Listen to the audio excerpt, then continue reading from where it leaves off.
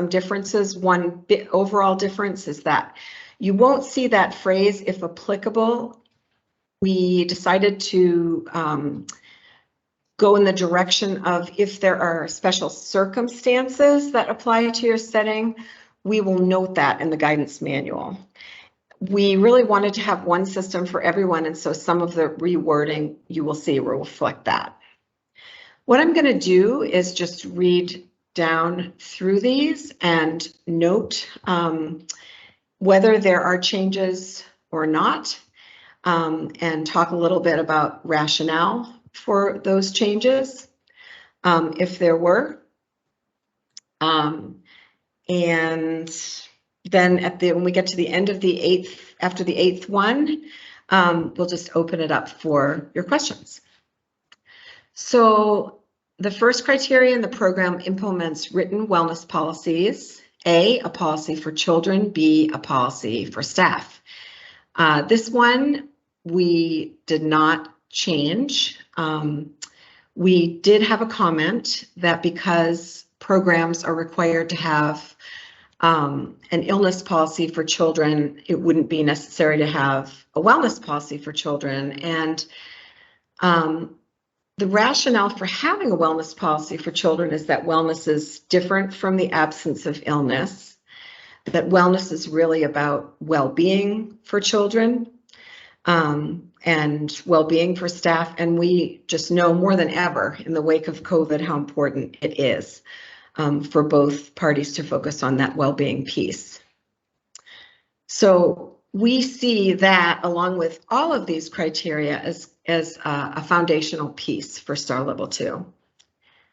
The second criterion, the program rates and implements a child assessment policy, including developmental screening. The program uses a state-approved assessment tool. This one didn't change. It's the same as the one that you saw before. And in some cases, by the way, when I say didn't change, you may see like a word that's different, but the substance stayed the same. Number 3, program staff observe children and regularly document those observations to plan and implement curriculum and practices that prioritize each and every child's differences, abilities, and sense of belonging. So this one should look familiar to folks this evening, but this particular criterion was at STAR Level 3. And in sort of looking at how we were scaffolding learning and improvements up through the tiers, we noted that one of the criteria that actually relates to this one, which was at STAR Level 3, was actually more of a baseline, more foundational than the one that was here in STAR Level 2. So we switched them. So this one was at STARS Level 3. It's now at STARS Level 2. Number 4. This one is a little bit different. So what it originally said was that staff who lead a group of children must complete a self-assessment of practices that support educator-child interactions.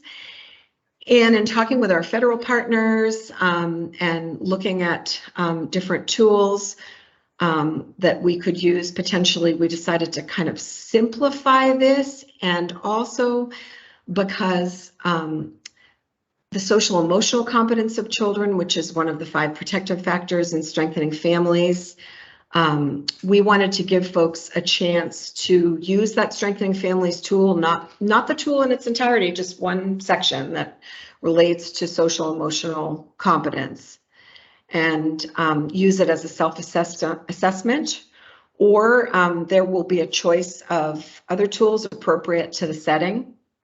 But essentially, we in talking with our federal partners, we came to think about this one as sort of underlying one of the most important things that influences those educator-child interactions is social emotional competence.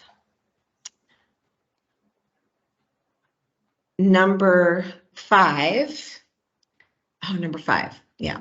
Number 5, the program provides supportive environments and program staff provide nurturing and responsive caregiving. So this one, we heard loud and clear from lots of people.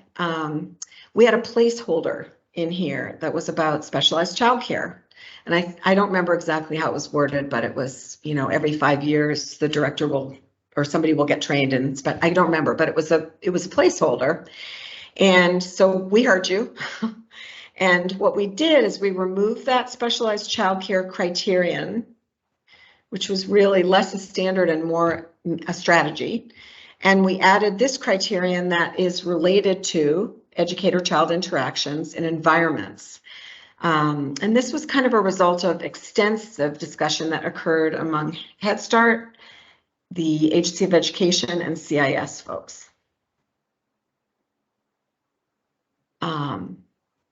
Number 6, the program demonstrates how it considered the costs of care and program expenses when creating an annual budget that supports program stability.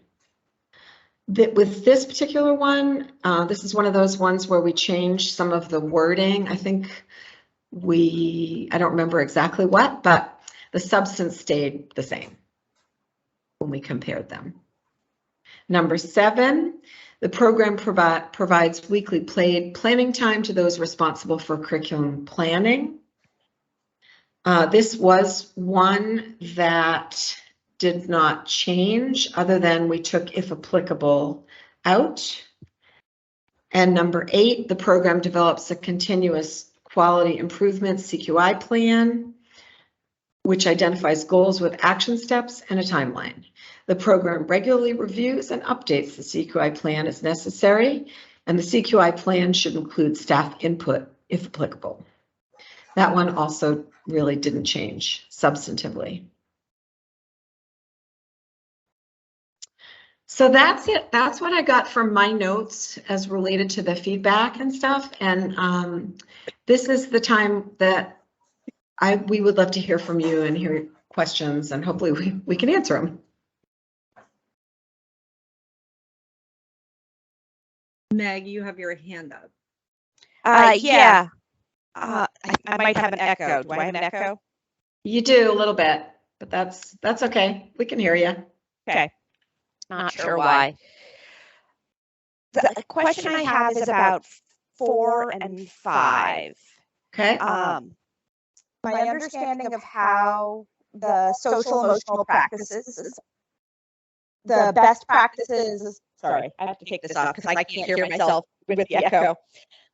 Best practices for teaching and developing social emotional competence in children at the universal tier level are nurturing and responsive caregiving and supportive environments. So I feel as though 4 and 5 are potentially duplicative, and I'm wondering if you can explain the difference. I don't know that I can explain the difference. I can see how you could see them as duplicative. I do think that when we look at the guidance, it might answer your question.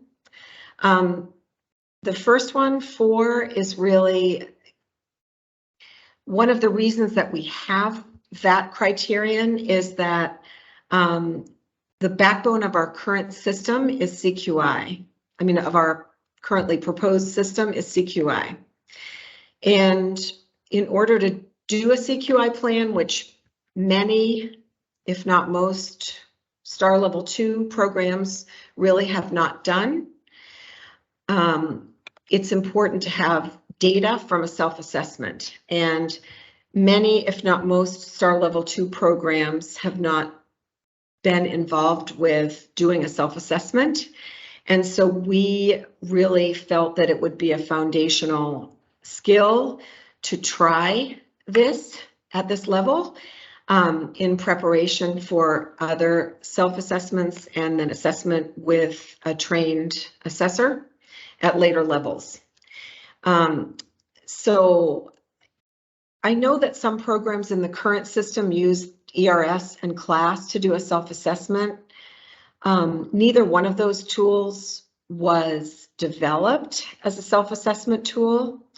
So we really looked for tools that could be used to do that self-assessment piece, but we also looked for a tool that specifically would focus on teacher-child interactions, and we could just have an excerpt so that a program wouldn't have to do the entire self-assessment. And what we found was we didn't find that, other than the tools that we are going to give as a choice for programs to use. The second one is a little bit different, and Joanna, I'm going to, ask you to jump in here too, but the second one is really about environments. So while certainly providing nurturing and responsive caregiving is a quality of social emotional competence, this one is a little bit broader. And by the way, there is a lot of overlap among all of these. So you're going to see that. I mean, that's going to happen. One of the things that we're going to do a little bit later in this presentation is to look at what's required. A number of folks said, hey, we can't really render give you input or render an opinion about criteria until we see what the evidence is going to be. And so that's what we have focused on ever since, because there were a number of folks who really wanted that. And that's what we're going to talk about tonight, and talking about how we could streamline the evidence, how we could make it as simple as possible, but as tied to quality as possible. And so the evidence for these two is different. Joanna, did you want to jump in? I was going to say that 4 is about the self-assessment, and then 5 is more about the implementation of information that might be found during that self-assessment. And I think that'll be clearer when we get down to when we look at the evidence. The evidence. Yeah, I agree. Yeah. So I'm not sure whose hands went up when. Meg, I see yours is still up. I think Meg was first and then Stephanie. Okay. Are you all set, Meg, with your question? Yes? Okay. Okay, so Stephanie. I have a couple of questions. Great. One for number 2. It talks about the developmental screening tool, and I believe we had mentioned ASQ in the past as being something that would be a possibility. Years ago, there was a huge push to train staff statewide at this level, and that hasn't been the case in the last several years, of course. Considering the influx of new people coming into the field, is there going to, one, be some like training coming down the pipeline, whether it's from like our bubble or the STARS bubble, a different place to train our staff? And second, will there be training that's required to meet number 2? Because it's easy enough to write and implement an assessment policy. It's different when you're doing it correctly. Right, right. So the main reason behind this, and again, I think a lot of these questions will be answered when we get to the evidence piece, but essentially there is training available. The cost, the one-time costs, are covered by Help Me Grow. I'm not sure how else to answer your question. No, that's awesome. That's it. Is that basically it? That's totally it for that one. And then for number 4, I know I thought you had mentioned strengthening families as a self-assessment for that. What other tools did you guys look at? Teapot, is that the other one? Teapot? Yeah. Teapot. Oh, Teapot. Yeah. Okay. I was just curious. Yeah. Let me see, any other hands up? That's all I'm seeing right now. Okay, and no questions in the chat? I haven't been monitoring the chat. I was looking at it. I think everything's been answered and will be answered as we move on into the evidence conversation. So great. Okay, so I'm going to get out of this screen and go back into the presentation. Okay, so we're going to move to STARS level 3, slide 5. I can't see the slide, but hopefully we're there. Yeah, we're good. We're good. Great, great. Okay, so what you will see here is that there are 5 criteria at this level. Some changes were made because we saw, I think somebody pointed out accurately, maybe it was even, might have even been me, but can't remember who it was, because there was kind of a mix of indicators versus standards, or what we call criteria. So again, I'm going to just kind of read down through these 5 and talk about how we got to where we got. So the first one, the program leader implements strategies to support all staff in continuous improvement and development. Previously, this criterion had language about relationship-based strategies, and we got a bunch of questions about that, and it led us to realize that the criterion itself was really too specific, so that while relationship-based strategies would be the strategies that could be used to support staff, that would be a piece that would go in the guidance and be explained, rather than having it right here in the criterion. So it would be referenced and defined in the guidance. The second one is, remember we switched one from STAR level 2 up to 3. This is the one that we switched from STAR level 2 down to 3. The program implements high quality pedagogical practices and environments that consider the needs of each and every child and align with Vermont's current early learning standards. Practices are developmentally appropriate, equitable, and responsive. And again, there is overlap among these, but there is kind of a scaffolding and a trajectory in terms of the quality that you will see in the guidance. Number 3, the program completes a self-assessment of family engagement practices using a state-approved tool. That's the Strengthening Families tool. That's what we're talking about here. And there was no change to that one. Number 4 is, let me come back to number 4. I'm going to talk about number 5. The program updates and implements its continuous quality improvement CQI plan as necessary. The CQI plan includes data from the self-assessment of family engagement practices, plus one additional source of evidence. And that one builds from STAR level 2. So let me go back to STAR level 4.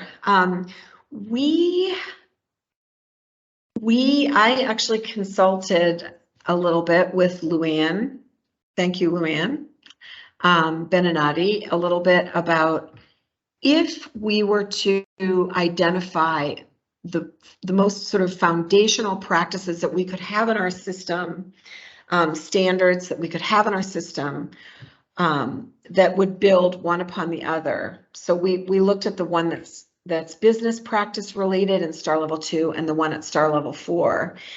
And the one that Luann suggested, and then that all of us kind of went on to start researching and thinking about, was the program utilizes childcare management software. This is a draft, essentially. It's in here because we want to get your input. We want to find out what you think about it, because we're not done thinking about it. And but we think it's a great idea. And actually, Luann, I'm going to come back to you in a minute, but want to ask you if you want to say anything more about it. But what I essentially heard from you was that while there is a minimal cost to it, it's a relatively negligible cost in that it really contributes, for example, to one of the sides of the iron triangle of sound business practices for childcare, which is enrollment. So if you have full enrollment, you're going to get that money back that you may have spent on the software, and we're looking into some other ways to get it paid for. Luann, did you want to add anything to that?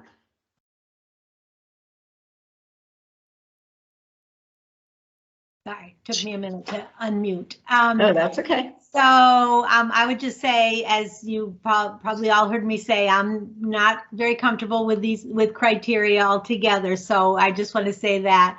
But in terms of best practices, I've been working with Opportunities Exchange and Louise Stoney for a number of years, and utilizing child care management software at this point is what is recommended for best business practices, and it actually addresses two parts of the Iron Triangle, because the one that it addresses is full collection of tuition, because it's has been found that programs that utilize child care management software collect full tuition and are able to collect full tuition. So I just wanted to say that. So yeah, that's helpful. You said that much more articulately than I. All right. So we have a couple of hands right now. Okay, great. Let me see who we got. Stephanie and then Meg, and then we also have a question In the chat? The chat. Okay. So, Stephanie, if you want to go ahead and start. And I totally would have put this in the chat, but I've given up trying to figure out where it is on here. So with that said, child management software, before I say anything about it, would QuickBooks be considered a software that's approved, or is that not childcare enough? So what we would be looking at is a fully like a automated ProCare, all of that stuff. Yeah. Now, my reason against this, I think they're great. I've utilized them in programs before, in smaller programs. I feel like the larger the program I've run, the harder it is to actually maintain. I think that it could still be useful in assessing for stars under a different thing. And I think it's important that we have some sort of a software that because for business practices that you should be using.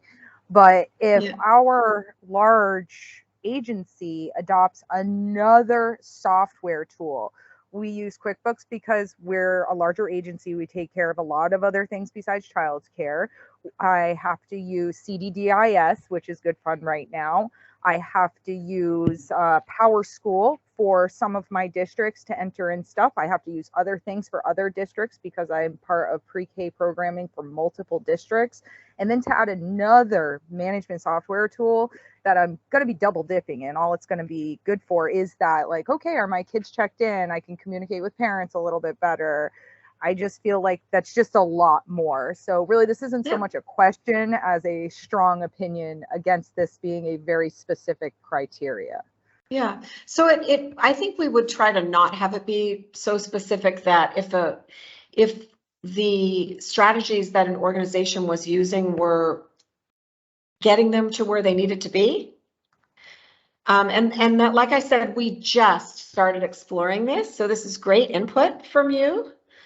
You know, I don't feel qualified to render any kind of like, oh, it has to be this or it has to be that, you know, kind of thing. But we'll definitely take note of that input, and it makes sense. I mean, maybe even wording it to expand, like the program utilizes childcare management software or can establish a business savvy way to make sure X, Y, and Z is completed. Yep. Great. That's exactly the kind of input we were looking for. And then Meg, I think you had your hand up, and yeah, and I see the question in the chat too. Okay. So, yeah, I was thinking about this from a public school perspective. Yes. Where, you know, there are management systems, but they do not fit into the category of what I would say childcare management software. And then I started thinking about, you know, the number of different kinds of systems, right? Because Head Start has their own kinds of things that they are going to be very specific to their situation. And home-based programs are going to have an entirely different kind of need based on the number of kids they're serving and what's available in their area through shared services or not. And you know, there's a whole range of issues. I think that the documentation of this and how you define it in the guidance manual is very quickly going to be really important. Well, and honestly, I think it's going to be unwieldy and out of date almost immediately. So remember that the guidance manual is a living document, so that can be updated at any time. I guess it's an online living document. Yeah. What I would strongly encourage as a possible alternative is looking at support for professional development and how programs are supporting their teachers in ongoing professional growth. Around business practices specifically, because that's sort of what we're talking about here. I wasn't thinking specifically about business practices, but I'm also still really thinking of STARS as measuring the quality of the child's experience within the program. And I'm not sure that business practices are fit as neatly into that experience as a professional growth of teachers. Yeah, I mean, there are so many elements that relate to quality, and we've always said, you know, if a program doesn't stay in business, it's not going to be a quality program, right? So that's a piece of our thinking. It hasn't been, you know, business practices haven't been identified, for example, in the same way that educator-child interactions have been. I mean, we know from the data that's like key. That's the golden thing. But what I would say is that I'm sort of thinking on my feet a little bit here, but this may or may not be a criterion that we would have here. And I would also say that professional development, if you had a picture, if you had an organism that was the QRIS, and you really looked at its backbone and it said CQI, continuous quality improvement, you might see a critter that we don't really have in life with a second backbone that would be professional development.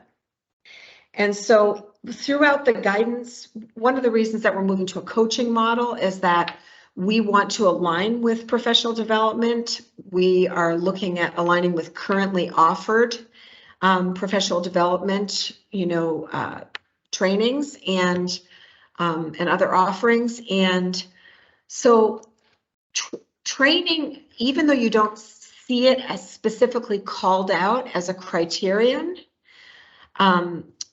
we made a decision kind of not to do that because we want it to be throughout the system. And so you will see it, for example, in the guidance. It would be part of CQI plans. It would be something that a coach would do with a program. Does that make sense? Kind of, sort of. Yeah, I think kind of, sort of, but you know, again, I would say that the research and the evidence about ongoing professional reflection and you know, all of those professional growth pieces, there's more evidence for that than for the business practices of a program making a difference to the quality of care. I mean, certainly some of the most business savvy programs are some of the programs that I would maybe have aren't more the highest quality. Right. Yeah. Exactly.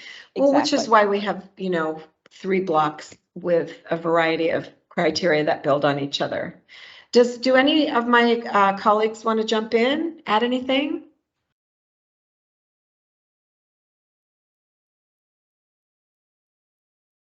I did want to add that when we were discussing these business criterion, that there would be an assumption that some programs are part of a larger organization that is held accountable and in some other type of systems, such as public schools or larger nonprofits or something of that nature that would have systems in place whereby they would not have to show that they meet this criterion. They would just show that they were part of that larger organization that has practices in place. So I think that is sort of, you know, the surface of your comment, Meg. And then I think a couple other people have their hands up, so I won't. Yeah. Can we just, we had Michelle in the chat. If we want to go ahead and answer her question. You bet. Yeah. Would number 5 be looking like a class assessment? Yeah, no. So what you'll see at star level 2, 3, and 4 as a last criterion is a CQI plan. And so if at star level 4, we have a requirement in that block for programs to have a formal assessment using a chosen tool. And one of those tools would be the class. And what is learned from that assessment would go into the CQI plan. So in star level 3, similarly, what we're asking programs to do is to go back to their CQI plan, review it as necessary, and include data from criterion number 3, the self-assessment of family engagement practices, plus an additional source of evidence that you would choose, that a program would choose. Does that help? So there's no requirement for a class or ERS assessment at star level 3. So this would be, I'm sorry, I'm trying to wrestle bedtime. So this would be like, we would figure this, the first levels are like internally based on conversations with staff to staff assessments or administrative assessments, family surveys, things like that, based on where we need to go. When you say internal, I'm not sure I understand your question. Well, like, our quality improvement plan, based on, like I said, having our teachers do surveys, satisfaction surveys, observations on the teachers, having teachers do observations on administrators, family things. So is that where that would be looking to come from?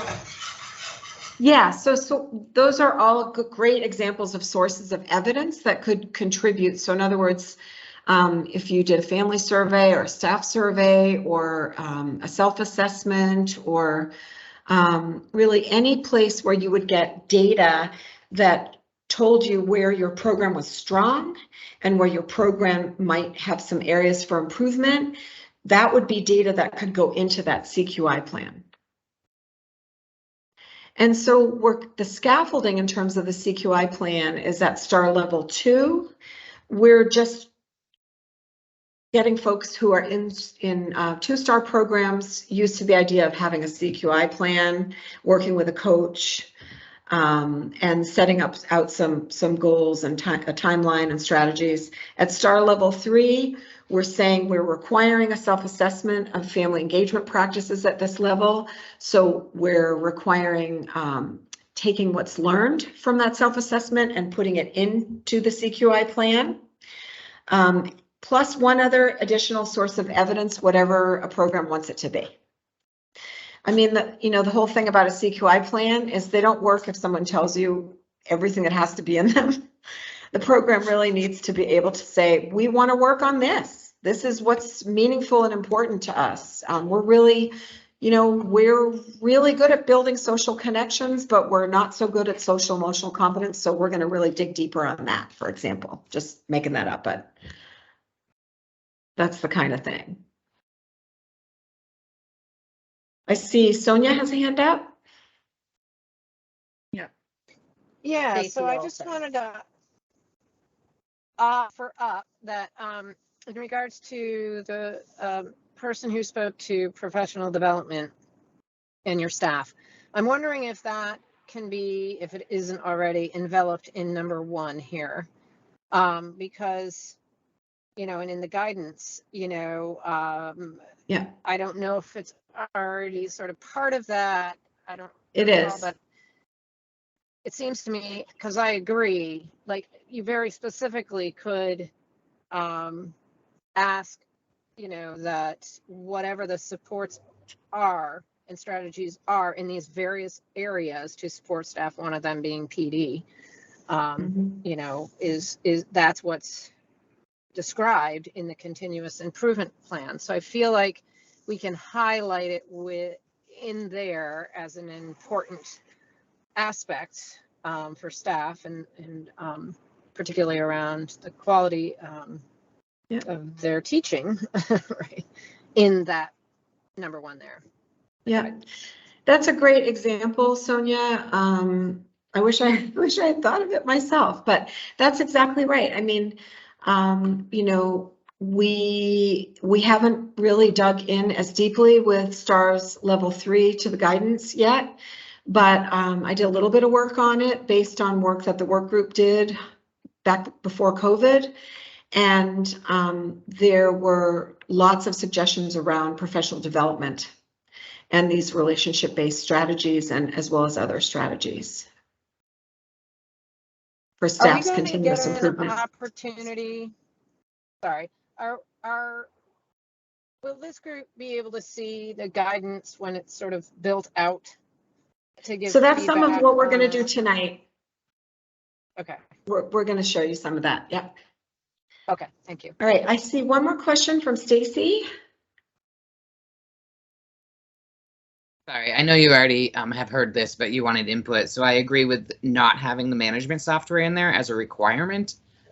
Just as a small program, a lot of what I've seen with the management stuff, we do anyway. There's only so many people. So I just wanted to put my input because you were asking for that. So Duly noted. I don't know if we were going to do option, in STAR level 5 where there was different things to talk about, if that's something you get extra for or whatever, but we haven't really talked about 5 yet. So I don't know anymore. Right. All right. Thanks, Stacy, for that. Appreciate that. All right. Next slide. Okay. So I have to go find mine again.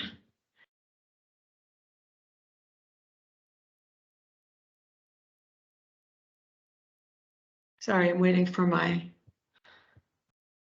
this to populate. Well, it's not populating. All right. Program receives an assessment of all classrooms by a state-approved assessor using a state-approved assessment tool. I can't get my notes to come up, you guys, and I'm lost without my notes. Let me see. The page isn't responding. So help me fill in, if you would, colleagues. So with this one, I don't think we changed this one, did we? That's correct. We changed this one? Okay, no, thanks. This one didn't change. Number 2, the program implements a culturally, developmentally, linguistically, and individually responsive curriculum that promotes all areas of child development and is informed by family voice. So with this one, if you look at the next one, number 3, those two were combined in one big standard. And we, based on comments that we got, that it was not clear, that it was murky, that there was too much in it, that it had more than one, thing in it. We kind of looked at it from that perspective, and we realized that the first one is really about curriculum and teaching children, and the second one, so it's at that practice level, and the third one, so we pulled them apart. And the third one, the program integrates parent and family caregiver partnership strategies into policies and into program services aligned with those policies, that is really more at a program or organizational level, kind of an administrative level. So it's not so much that these are different, it's that we pulled them apart from each other because they're really about different things. Number 4, the program implements a wage scale that recognizes qualifications and length of tenure in the field. The program reviews the wage scale annually and revises as needed. So with this particular one, excuse me, with this particular one, we didn't change it, I don't think, substantively, just language. Yes, colleagues? Yes? Yep. Yeah. Okay, great. And the 5th one, the program implements, monitors, and updates a continuous quality improvement plan, etc. This one also didn't change other than for some wordsmithing and making it a little more specific. So questions?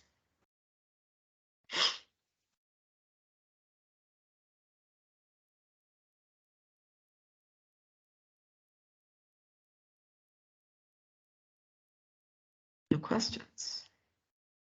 Okay. So Joanna, you're on. Oh, you're on mute. You're muted.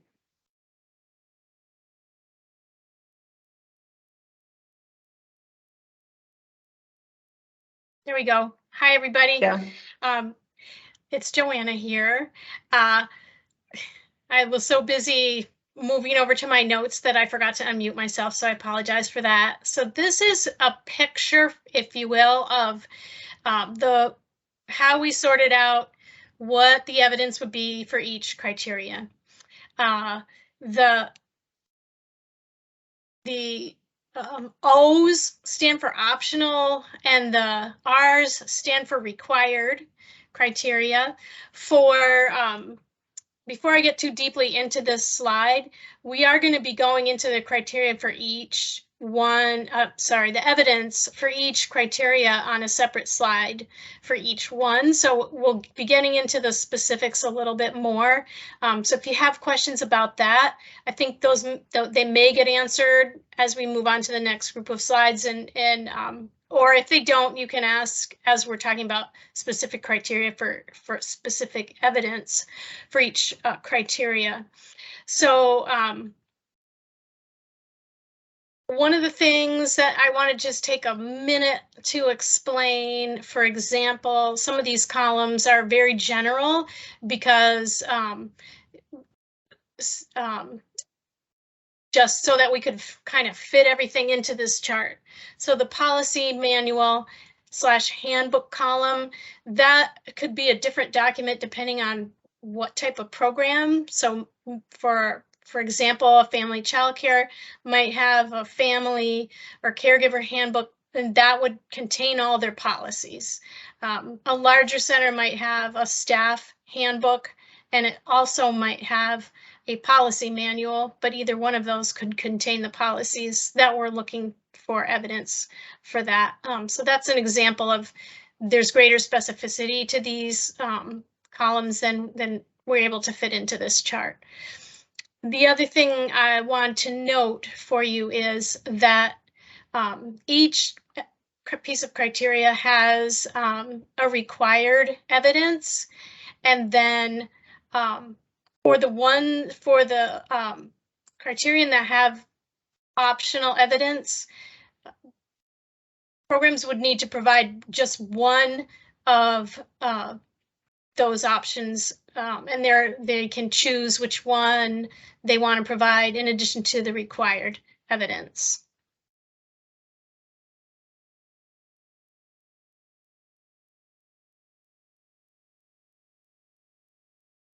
So there's only one box here that has 2 pieces of evidence in the completed form column, and that we'll get to that too when we get to that slide, but that's 2 separate 2 forms that verify separate activities, and that's why they're both in that particular column.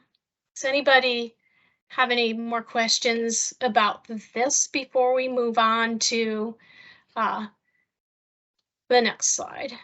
Like Can Meg I has ask a question. Oh, just a clarifying question? Sure. So this is still a block system, right? So Yes. if you're trying to get to, say, a level 4, you'd need to submit the 8 required pieces of evidence for level 2 in addition to the required pieces of evidence for levels 3 and 4? That's my understanding. So I guess my concern would be that if the goal is to streamline, that 8 pieces of evidence at level 2 is a lot of pieces of evidence. And then we would be adding to that to be able to go up any level beyond that. That doesn't feel like it's streamlined. Some of these, I hear your point. And I would say that some of these pieces of evidence are going to, they're foundational to the levels that come after that. So it's likely that, and in doing the processes in this level, you'll be completing part of what the evidence is for a level. for the next level. Yeah. Yeah. I just think maybe we need to be more selective about our criteria and requirements in order, if we really want to streamline. Thanks for your comment. And I would say also it'll be captured in the recording, but also the collector tool that is going to be coming out on Friday, I believe, is also another place to, you'll be able to make comments like that we'll be able to review and consider. So thank you for your input. If there are no other questions about this particular slide, we can move on to the next. So this is criteria number 1 for level 2. The program implements wellness policies. There will be a policy for each for child wellness and staff wellness. There'll be templates provided in the guidance manual that programs can use to create these policies, but the template won't be a requirement. And then on top of that piece of required evidence, there'll be optional pieces of evidence from which you can choose. The only caveat for this criterion, which is different from most of the others, is that the optional evidence, there'll need to be a piece of optional evidence for the child wellness policy and a piece of optional evidence for the staff policy. You can use the same type of evidence for each one, but it will still need to be a separate one for both policies. Any questions about that?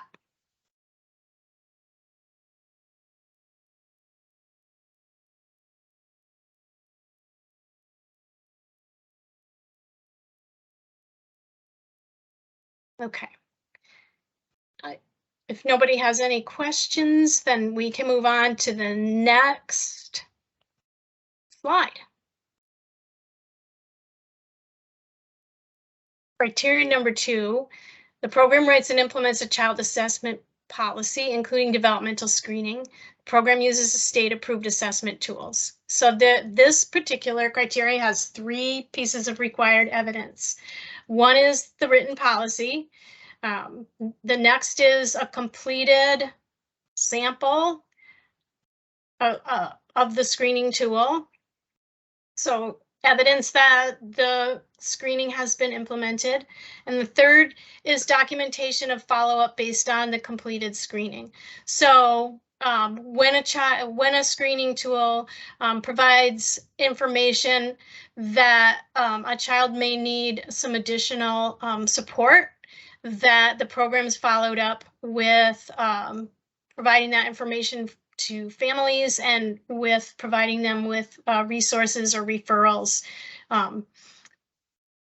that would be indicated by the evidence from the screening. And the tool, then this would be again the ASQ 3 or the ASQ SE if it's indicated. After school programs could use the DESA Mini for this.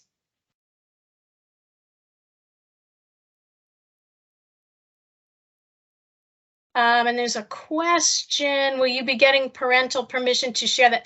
So that would be part of the documentation for follow-up, would be a form, or that's one of the things we were thinking that programs could use for follow-up, would be a form, a permission form signed by a parent to make a referral for the child. Yeah, for the ASQ, those forms are all developed already. Yeah, and if yeah. Okay. Any other questions or comments? Let me see. Is there anything else in the chat? Okay, I think we're ready to go on to the next slide then.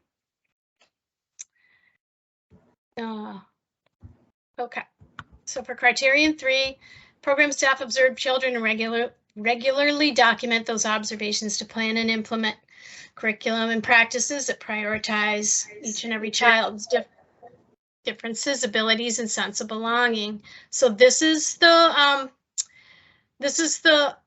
one where there's 2 completed forms required. Oh no, I'm saying that incorrectly. So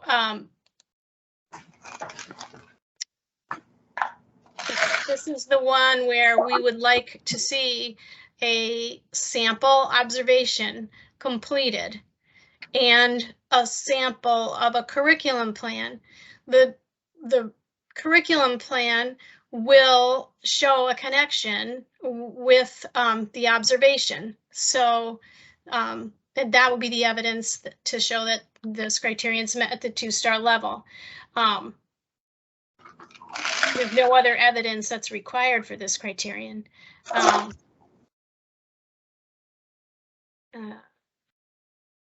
see, sorry. That's my slide. If a program uses TS Gold, elements of the TS Gold platform could be used for the evidence here. And there are also, this is another criterion for which templates can be provided in the guidance, but won't be required. Any questions or comments?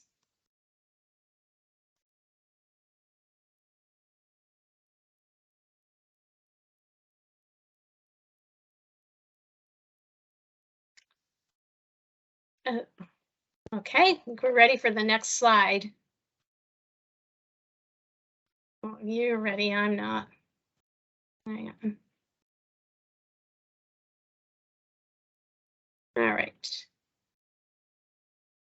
So this is about staff who lead a group of children must complete self-assessment of practices that support social emotional competence. The state program is a state approved tool. So the required evidence for this is the results of the self-assessment. The first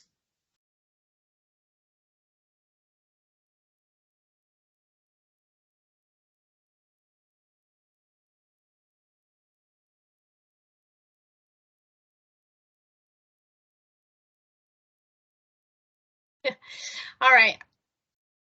Amy, I'm going to ask you to help me out here because I know we put dependent on which state approved assessment tool the program chooses to use in here, but I cannot recall why that matters. Let me see.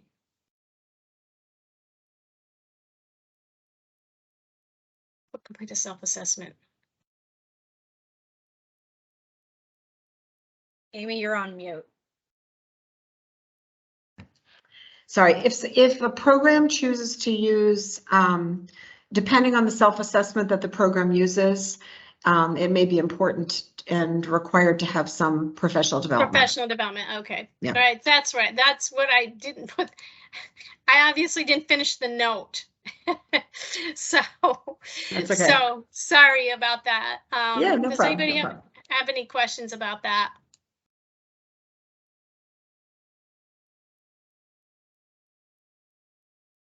For example, I think we were referring to the pyramid model.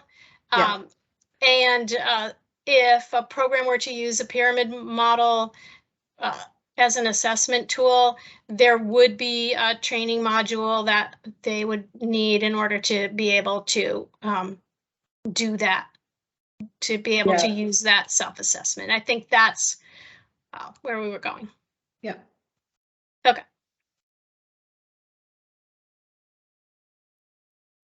Any questions about that before we move to the next slide?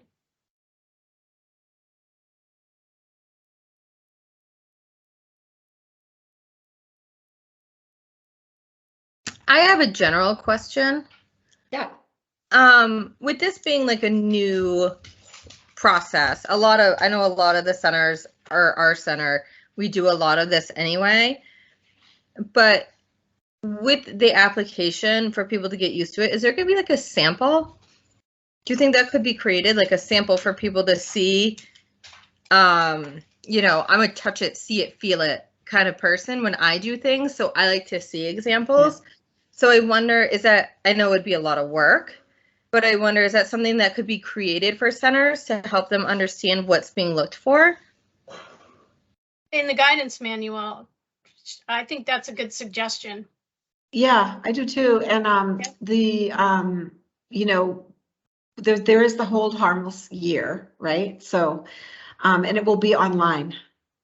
So as soon as it's developed, I mean, it's going to be online, and folks would be able to see it. We're also looking at some possibilities for some training, some webinars or possible trainings that we can create just about the process and procedure of this new system. So that's something we're looking at getting together before this rolls out next July. So yes, that's a great idea. Is it going to be linked to, like, I know Shared Services has a lot of different assessments and survey, like they have a lot of templates. Are there going to be like helpful links where to find things like that, or like the ASQ trainings? Yes. We're going to show you that in a few minutes. We're not going to have as much time as we were hoping, but no, that's okay. I'm glad you're asking. I mean, we're going to show you some of that, and just so you can see, get that visual that you like, that I like too. Okay. So we're on to the next slide. And that's criterion number 5. Okay. So this one, program provides supportive environments and program staff provide nurturing and responsive caregiving. Oh, this is the one I was thinking of, Amy. So the results from the pyramid model practice self-assessment. So that's a prescribed self-assessment that will be used for this criteria, and certificates of completion for training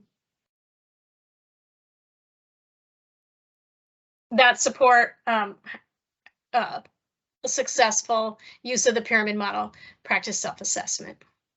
Yeah, there are a number of, I guess, I don't know how many, but Wendy, if you're there, you could answer it. The Agency of Education is developing some training modules to go along with the pyramid model.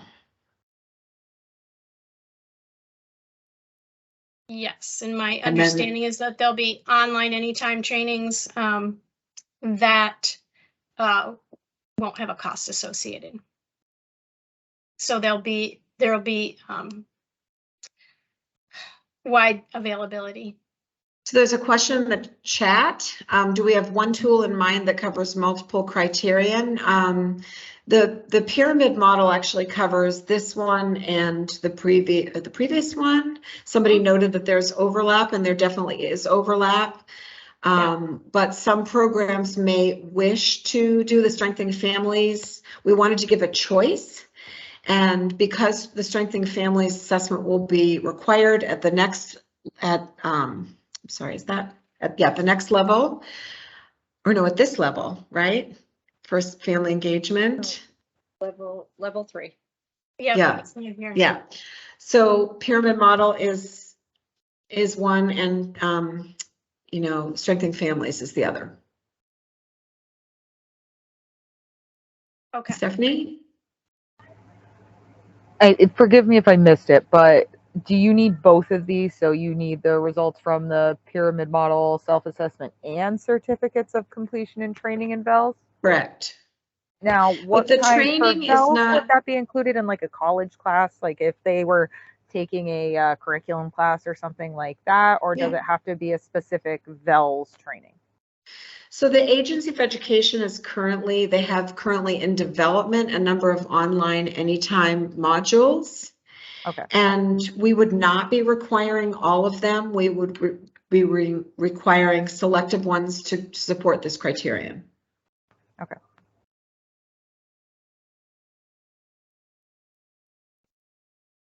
Stacy? So I'm curious, if we're doing this every 3 years, I don't know if that's still the plan. Will we have to do a training every 3 years still as a requirement for this? I don't know. Because like currently we would do every 3 years with everything, or every year even for some stuff. So I think Stacy and Amy, correct me if I'm wrong, but I don't believe this would have to be, you would have to show that you took the trainings again every Right. 3 years. I think once you've If you've taken it, you just show Yeah. that you've taken it, and then that would be the evidence for the next year. Okay, perfect. Thank you. Michelle, you have your hand up? Sorry. So No, sorry. with our UPK trainings, we have to do like the TS Gold inter-rating trainings, some TS Gold trainings. Now I know, thinking of like making the most out of requirements for STARS, are these trainings going to be something that's approved by Northern Lights? Because like the TS Gold trainings right now aren't. So is this something that is going to be connected to Northern Lights? That way when people take trainings, it's kind of like a little benefit. You get your professional development hours in on top of it. Because I know Yes. that's a big pinch point with a lot of people.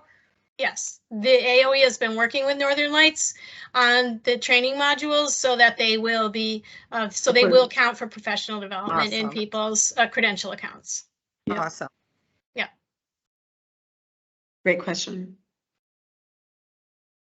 There's a question from Meg. Which staff are required to have this? I'm not sure what you need by this. What you mean by I this, think she Meg? means the trainings. Trainings, yeah. So I'm thinking about, you know, in a public school environment, for example, I'm assuming the teacher, but do you also mean the paraprofessionals? What about one-on-one staff? That's the kind of thing that we would specify in guidance, and we can make note of that comment to make sure we do. Yep. So that's great. Any other questions or comments about criterion number 5? Okay, let's do it.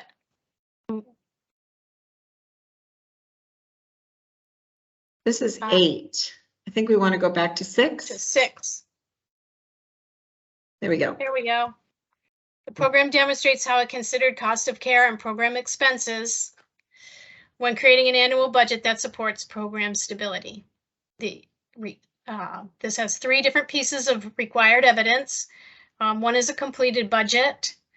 Programs can use a template provided or to create their budget, or a template they've gotten from shared services, or, you know, No requirement. but whatever. template. Hmm? Yeah. We don't, There's there's no not a required template. They would have to have a item in their policy manual or handbook that describes the process used to determine cost of care and items in the budget. And for programs, programs will need to document professional development and business practices for the person who is responsible for fiscal management for the program. So, and that would, again, not have to be renewed every 3 years. If it's the same person and they've, and we've seen documentation of their professional development and business practices, we don't have to see it again, because presumably they're practicing it all the time.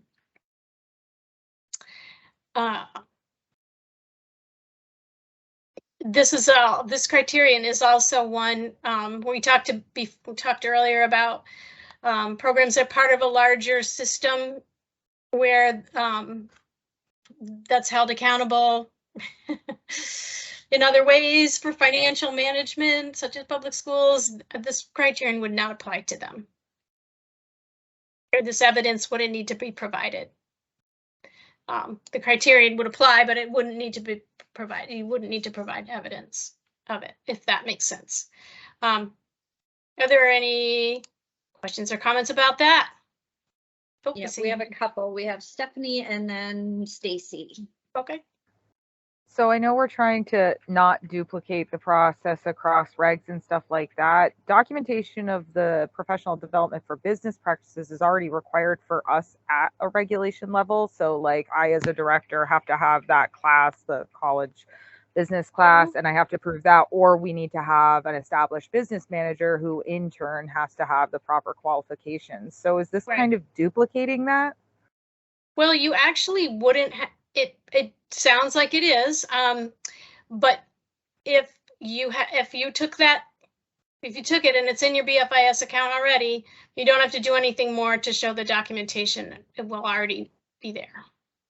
So I was just thinking for like the business manager piece. So, oh, okay. Since it's in BFIS, it's not something we'd have to resubmit. Is that what you mean? Yes. Oh, okay. You're waving your hand, Amy. I'm assuming you mean yes. Too. Yes. Oh, okay. Okay. Stacy, you had a question? I'm just curious of the purpose of having it in the manual or our handbooks. Like, as you know, I don't have a separate policy manual. My handbook goes to the families, so I don't understand the purpose of that. Because the purpose of it is to show how the cost of care and program expenses were considered. And you know, your handbook, your family handbook, is a communication tool for you. And so, if you have a statement in there about how you consider the costs of care when you created your rates, and you don't need to include your budget, of course, but it's just a statement essentially that would serve as a way of being transparent with families.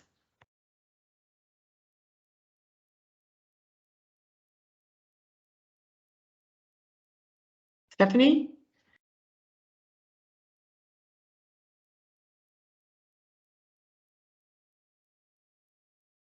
Oh, okay, just took your hand down. Just took your hand down. Okay. Anything in the chat? Okay. Okay, I think we can move on to number 7. Oops. The program provides weekly paid planning time to those responsible for curriculum planning. So evidence, the required evidence is a statement in the policy manual / handbook indicating the planning policy, and then the optional evidence you can select. It could be in your CQI plan, in a CQI coach report, posted daily schedule, curriculum plans, or staff survey responses.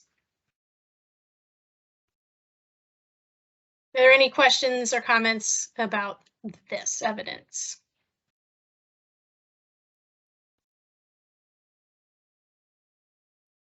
Yes, Stacy has her hand up. Stacy? I was just curious because I know you took out uninterrupted time. So as a home provider, I can just say in my handbook, I pay myself to plan. So like nap time, that kind of stuff works. Or I know there was some debate last time about the uninterrupted time. So. Yes, we did take out uninterrupted, and I think you could say in your handbook that you plan at a specific time and that it's paid time for you. You could also, that would be if you were going to, it could be one of the things that you consider in your cost of care is your paid planning time. So maybe you plan after the kids go home, but you want that to be paid time for you, then you could also, that would also meet the criteria in another kind of a way. Okay, is that something maybe you'd put in the guidance manual for people to kind of show? Yes, it will be in the guide. It will be in the guidance manual. Yeah. I think it already is. Yep. Any other questions or comments?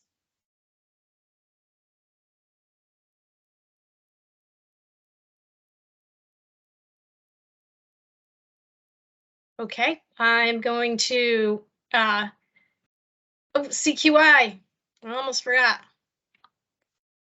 So the CQI number 8, the required evidence is a current continuous quality improvement plan. So just a copy of the plan, and then one piece of additional optional evidence that would support that you're working towards your plan, a report from a CQI coach, something in your policy manual or handbook, professional development that staff members have received, a self-assessment results that inform the CQI, the current CQI plan, and staff survey responses.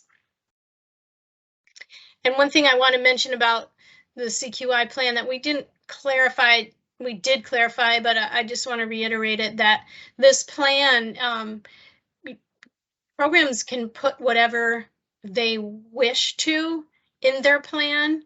And it's really not a useful tool unless you've determined, the program has to determine for itself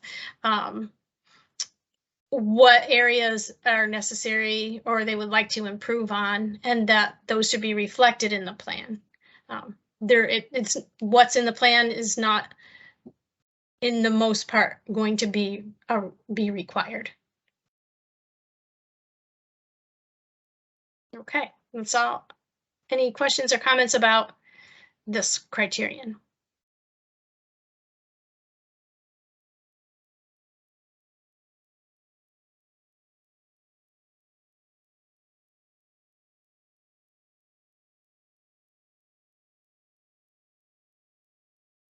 Okay. If there are no other questions or comments, I am going to hand this back over to Amy to talk about the guidance manual that she has been working so hard on for these many weeks. Yeah. Yeah. So we said earlier this evening, I just want to do a quick time check. We've got 9 minutes, and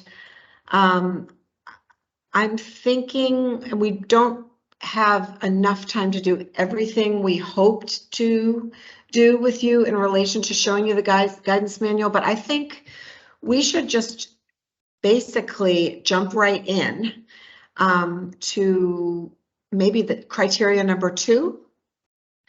So Maggie, you're going to put that up on the screen, is that right? Yep. Here she goes. Okay. Yes, I'm working it right now. Okay, good. So the reason I'm skipping past criterion number 1 to criterion number 2 is it's one that illustrates a lot of the different pieces of what you'll see in the guidance manual. So I think it's a good place to start.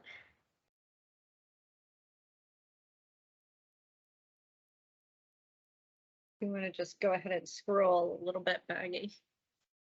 Yeah, keep going down, Maggie. Okay, so we're going to the developmental screening. Keep going, keep going. Okay, so start there. Yeah, so you've sort of seen something like this before in the last time we met. But essentially what you'll see in the guidance manual is criteria level 2, number 2. So you'll see a statement of the criteria. In this particular very drafty draft, despite all the work, it's in green just so I can find them quickly. And so folks who are working with me on this can find them quickly. So essentially what you see is the criterion restated. You see a sentence that says this criterion applies to, and it will tell you which settings it applies to. And then if there's something that someone might have a question about, like, well, wait, after school programs don't do the ASQ screening tool, we are clarifying that what tool different programs would use. And then you see a piece and you can start just slowly scrolling down and okay, stop right there. What our intention is to get this into good enough shape to share it with you at the end of this week for STARS level 2. The reason that we want to do that is because we can't really show all of this effectively in a remote meeting on a screen, number one. Number two, we would really like to get input from you. And we will have that collector tool that will debut on Friday, as well as the STARS email for you to send us that input.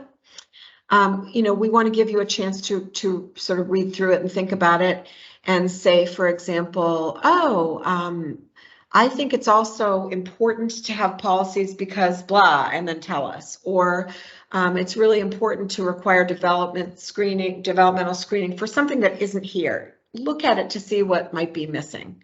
Scroll down a little bit further, Maggie, if you would. So what you'll see, somebody was asking earlier whether there would be links, and there will be links to any of the requirements. If you have to use a tool, for example, there's going to be a link to that tool right in this section. You can keep scrolling down a little bit further. You see the link for after school programs. Then we come to a section that's about process. And so with some of the STARS level 2 criteria, we're still working through the process because we're collaborating with CIS and Head Start and the Agency of Education and some other folks who have more, I guess, command of the steps in a process. But in several places in the licensing regulations, there are processes laid out like this, and we know that that's helpful to folks. So if you look at this one, you'll see creates this policy, shares the policy, includes it in the policy manual or handbook. And by policy manual handbook, we're just using that term for, it could be a family handbook, a staff handbook, a business policy handbook, wherever it's appropriate, you know, for in a particular criterion. Then the program and family caregivers complete the ASQ together. It's a family engagement activity. If the results indicate, and I think they said it takes 5 to 10 minutes to complete, and there's training that the health department offers as to how to do it. If the results indicate, the program will direct the family to Help Me Grow Vermont for resources, or the program can use its own existing list of referral pathways. And then you may know this already without the screening because you've been observing and caring for a child, for example. But if the results indicate that further screening using the social emotional development screening tool is needed, then that's when you would complete the ASQ SE2. And remember, I just want to say this again, this is a draft. Not everything is here. It's going to be fleshed out more. Sections may be shorter or longer, but our intention is that after the process, we talk about the evidence. And that's the stuff that Joanna just kind of went over with you. And then if you scroll down a little bit further, you'll see resources. And right here are the resources that are the absolutely needed critical ones to complete that criterion. However, at the end of this document, at the end of the guidance manual, we will have a whole resources appendix with all kinds of stuff that has come to us from all kinds of places. Maggie, So if you for, scroll to the last page. The do you want last to two scroll there, pages. Maggie? Yeah, if you just scroll to the last couple of pages, we can show them a little bit, an idea of what that will like. There's, yeah. So this looks like it's for the first, so we haven't organized these yet. We know that we're going to see maybe the same resources for several criteria. We're going to look for those duplicates. We're working on language so that it'll be completely clear. If you click a link, what you're going to get. Anyway, so that's kind of what that resources piece will look like. And then similar to licensing, we'll have definitions. And so our intention as we proceed through this, I'm sorry, did you, oh, scrolling up now to the definitions. And I don't know, are those going to be at the beginning of the guidance manual or at the end? Probably at the beginning, like licensing. I'm thinking. I mean, we haven't made that decision yet, but that's probably the most helpful place to have them. So as we go through these criteria and the resources, we're looking for words that somebody might say, oh, I need a definition for that. But we're going to need your help. And so again, we have the collector tool, we have the email, we're going to get the document out that will be as complete a draft as we can get done for you by the end of the week. It's going to be for your eyes, a for your eyes only document this time, because we still know there's going to be more work to do after you give us that input, and we don't want to share it widely throughout the field at this time, although we do intend to do that later in this process. Leslie, anything you want to add? I don't think so. I think that's it. Just that, like you said, we'll get this out, the level 2 guidance by the end of the week, along with the collector tools, so that we can get some hopefully some input and feedback, what we're missing. So Maggie, if you want to go back to the presentation, just want to make sure I didn't miss anything. And go down to the, yeah. So this slide is just here. It's a repeat of a prior slide that we had that talks about the pieces of the guidance manual. And then the final slide, should you want to, look at these again at any point, or for other folks who are, accessing them online, this is what we're asking for you to do for us if you're so inclined, if you'd like. Please use the STARS email or the new collector tool to tell us what's missing in those resources and definitions. If you have examples you want to submit to us that relate to the criteria, go for it. We would love that. Or just tell us where you think examples are needed. And then I think that's it. We're at 7 o'clock.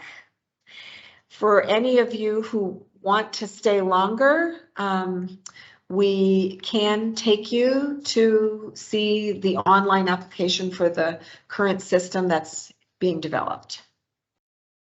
Totally up to you, but your time is yours now.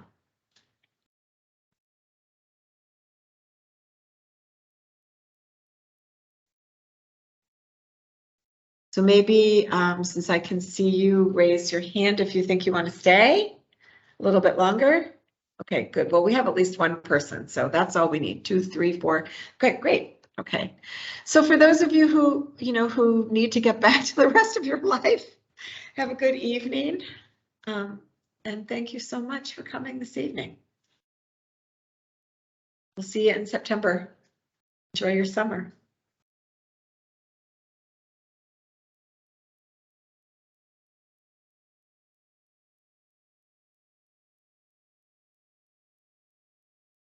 Amy, because I'm presenting, I can't see. So give me a high sign when I should just give a quick overview. Okay, I see the slide there, Okay, so I think you can, I can You just wanna go. yep, start scrolling down. Great. So this is Maggie, and I will just say that I've been working on transferring the paper application into an online format in its current form. And I have a new appreciation for how important it was to streamline this a little bit and make it easier to use and less redundant. That was obvious as I went through it. But it is also a more complicated application that doesn't really transfer easily into an online format for calculation purposes and some things. So it isn't going to be as freely burdenless as I'd hoped getting started. Some of the pieces will still be you'll have to fill out more than I had hoped. But anyway, to get us started, the main application is much more simplified. There's a lot less information that's required. You can fill in your information and your date. Everything's a little bit faster than it might have been before. Required fields and all that errors will show you if you're missing something that's required and you get to the end of your page, it will remind you to fill it in.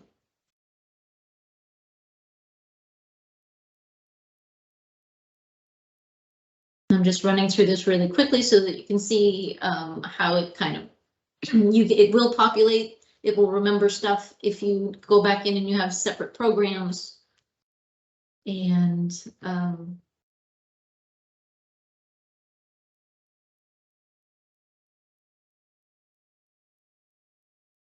going to show you, just for the purposes of it being a simple demonstration,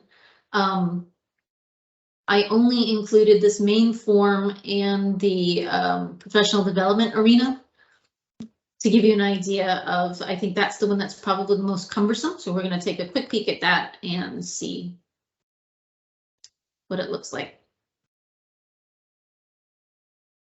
So that's the main form right there, all done, and you can just hit next. All the important information that you need to know for the program is included. A lot of the stuff was already in BFIS, so we got rid of, I would say, almost half of the information that was requested on the paper copy. Now, professional development arena is the next page that you come to when you hit next. You can add your evidence with a click. So if you have it in a folder all ready to go, you'll be able to do that pretty quickly. Your staff qualification sheet is, you still have to fill out quite a bit of it. But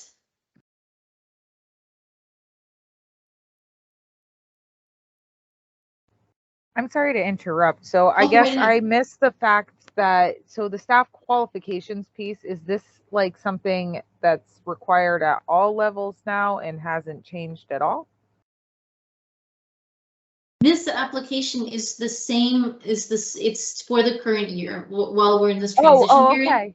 Yep, Yeah, so this there's, isn't the new. yeah, All right, the only I thing that's, panicked. yeah, the only thing that's new here is that it's online and more simplified, less redundant.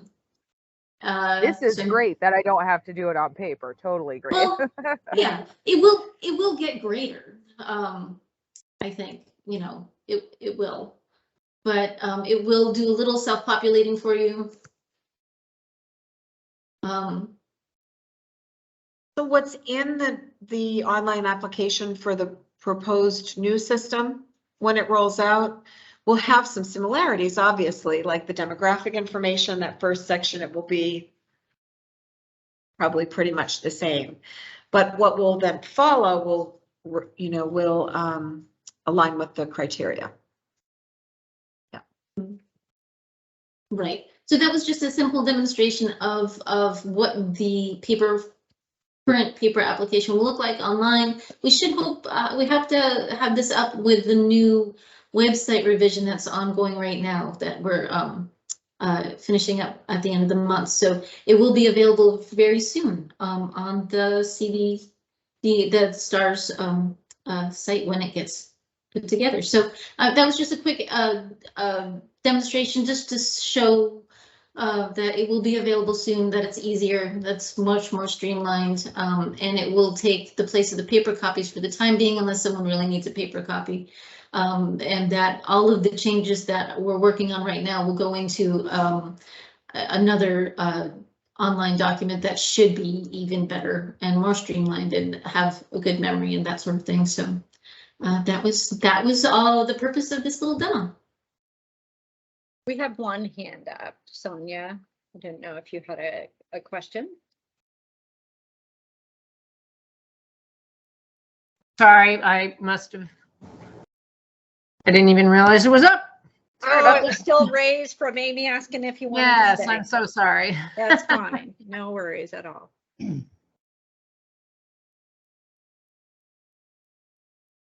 So is that it? Yeah, it was just, we wanted to give you just a quick demo That's so it. that you could view what we're working on for that current year for Yeah. this current application. So Yeah, I think a couple people asked for it, so we thought, yeah, let's do it. yeah. So Very otherwise, I think that's all.